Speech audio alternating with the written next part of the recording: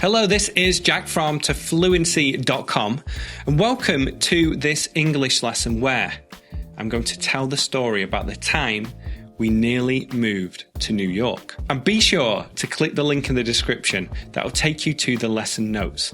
There are going to be new words and phrases, grammar explanations, and a couple of extra bonuses too. So the link to that is in the description. In September 2010, my wife and I moved in with my parents in France. So we had just been in Spain. We just spent a couple of years teaching and living in Spain. I had just got my visa for America, and we had about 2 or 3 months before our flight to the US. So we decided to move in with my parents and just to take it easy for a while. Our plan was to move to New York City early in the new year. So I was going to get a job in a language school, or try to find a job in a language school. And my wife was going to go back to school and to get her teaching certificate. We started researching the different areas of New York and thinking about where we were going to live. And we decided that Brooklyn was going to be the place for us. But before all that, we had 2 or 3 months in France. And my parents live in this really quiet village, and there's hardly anything going on.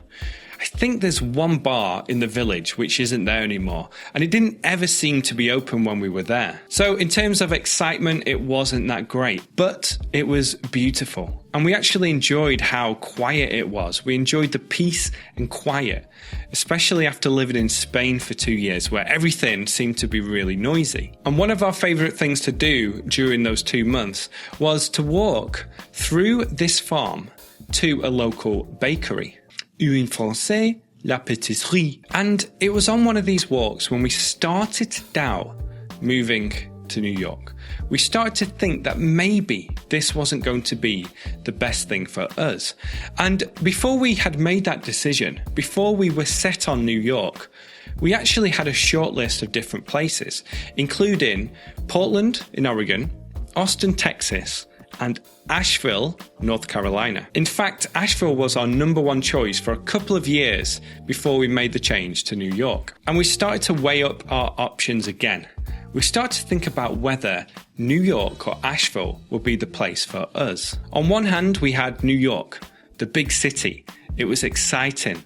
It was full of people. There was so much to do there. And for me, it's probably one of the best cities in the world. On the other hand, we had Asheville, which is a small town, but based around outdoor adventures and community. And a couple of weeks before we were about to move to New York, we went on another one of these walks. And I remember when we decided that Asheville was going to be the place for us. We just felt like we wanted to move to a smaller city, a place where we could put down roots, a place where we could afford housing, a place where we wanted to start a family. So we took the flight to America, spent a few days with my wife's family, packed the car full of everything we had, including our dog, and we drove down to Asheville. And that was over 6 years ago now, and we just feel like we made the best decision. We love it here. We love everything about Asheville, and we've really created a good community. We've really made some great friends. But from time to time, I think about how life would be different if we had moved to New York. And it's just funny to think about this, about how you make a decision and how your life changes because of that decision.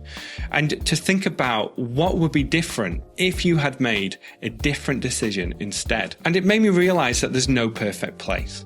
You know, if you move to the country, it's peaceful, it's quiet, but you don't have that excitement of a city.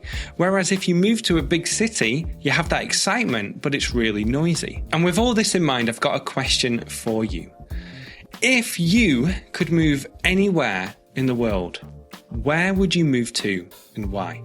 Which city or which town, which area would you choose and why? I'm really looking forward to reading your comments, so please leave one below. And then once you leave a comment, click over here.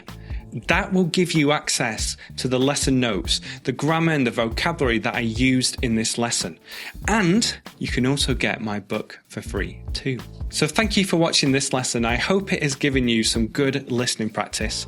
And if it has, then please like and share this video. Thanks for watching. See you in the next lesson.